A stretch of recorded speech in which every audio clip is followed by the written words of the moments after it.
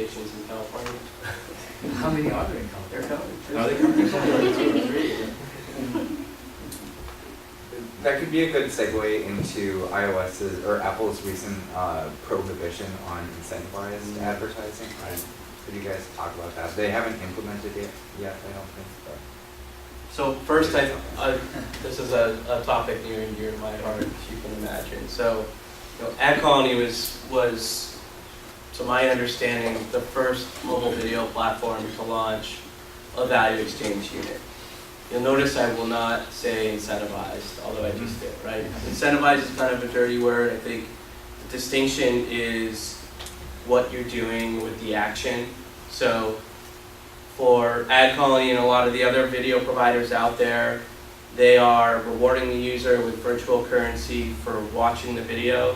There's no reward or incentive on the action, right? And that's always been kind of the preferred route of the platform, so that you are in compliance with Apple, Google, whoever. Once you start incentivizing the downloads, I think everybody has bad flashbacks of incentivized download business. It was a very poor profit pool.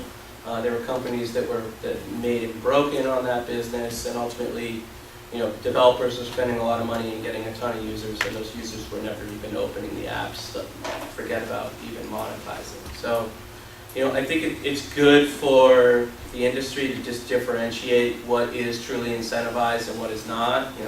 Offer walls, those things. It depends on how you're getting the reward and what for. If you're opting in to watch an ad and you're getting rewarded with currency in that app or game that you're playing, I think this is probably the first and only time you will hear the advertiser, the end user, and the publisher all complain if they couldn't have that. Okay. Any other time in advertising, I don't think you're going to have that holy trinity of support there. On Apple's position specifically. Yeah, they seemed a little vague in their wording. Right. Like Well, they could have said that this is okay to there hasn't been any formal statement, to my knowledge, from Apple saying there was a change in policy. What there was a very speculative article on TechCrunch that a lot of people read, and many developers treat that as if it's the Bible.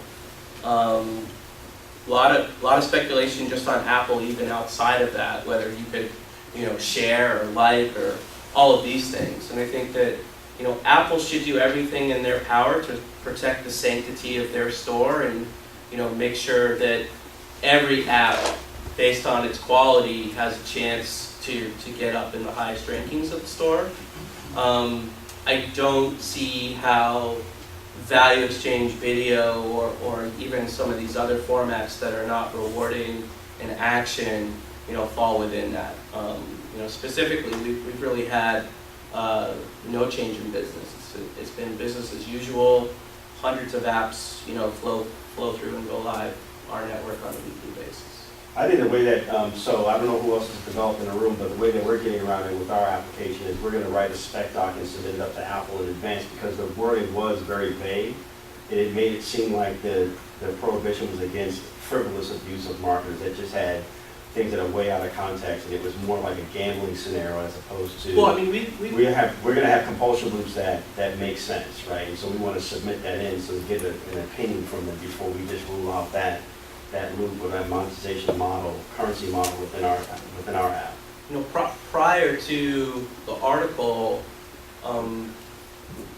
it's not uncommon. It's not relatively common, but it's not uncommon to have a half a dozen apps every month, every other month get rejected for this, so-called issue. Right. And it turns out that it was, a junior reviewer. They outsource a lot of their reviewers. They're not even Apple employees. So, they either need to come forward and state what their policy is or have better developer relations. But I think that in terms of value exchange ad units, we've actually seen that works much more in Apple's favor. Right. Because if you watch a video and you get some currency in, Heyday, then you're actually more likely to convert to an IAP user than not. And so they're taking their 30% on that. Have time for one more question? We're okay? Oh, I have another question. So we talked a little bit about the inavailability, or that there's not enough videos out there.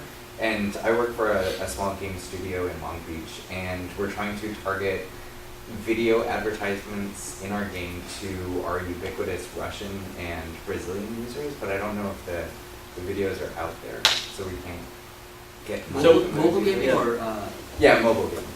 Yeah, I mean, I think that, you know, this challenge is, you know, even more exacerbated with gaming, right? Because gaming just has a huge amount of reach and breadth. I mean, a lot of these titles, you're talking 5-10 million daily active users plus, right? And so where those users are actually, you know, ultimately will dictate how well you can monetize through advertising. Not all supply inventory is created equal. Having said that, Russian users are quite valuable. Yeah, yeah. I mean, I think it depends on the geo. I mean, I think even you know, Brazil is a big up and coming place, and we've done, you know, probably a dozen just World Cup packages with brand advertisers.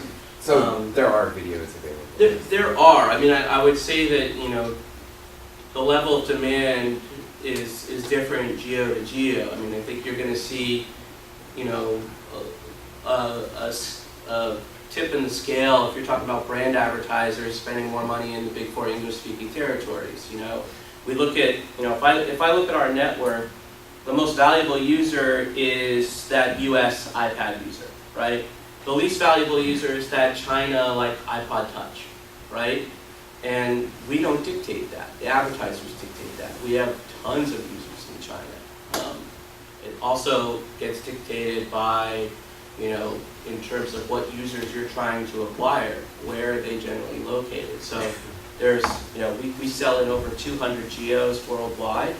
You know, we basically have a tiered system where, you know, we have more demand in certain geos than others. You guys are taking the right approach because any one ad network isn't going to be able to be everything to you and fill every geo 100%. That's an all-out lie anybody's telling you. I'd be interested to see how Brazil will perform because mobile data in Brazil is expensive. So I'm just curious to know how the users will respond to. Yeah, iPhones are extremely expensive. Yeah, Like the month's rent. yeah, and mobile data is just expensive in Brazil. we actually just opened up on Android Yeah. 3 weeks ago, and so we have like, I don't know, many thousands of Brazilian users on Android, but we haven't been able to get them to watch videos.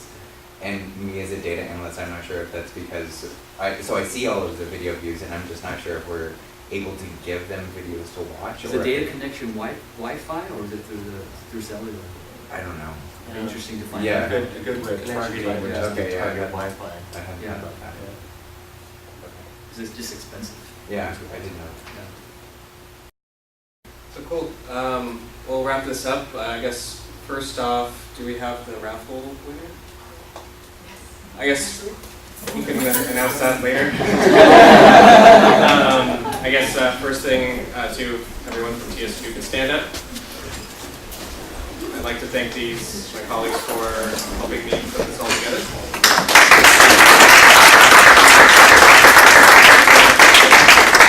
And I also would like to thank our speakers.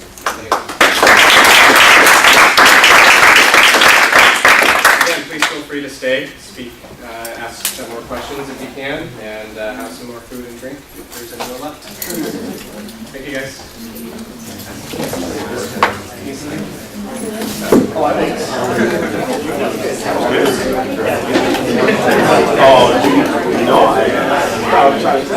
I know you know. I had to work too. I was just dying to talk.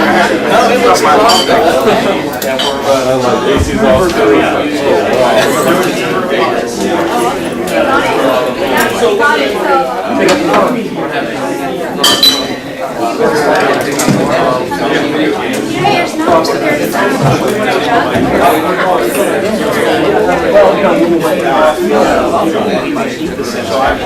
everybody, sorry, we have the raffle, so do you wanna take care of that yourself?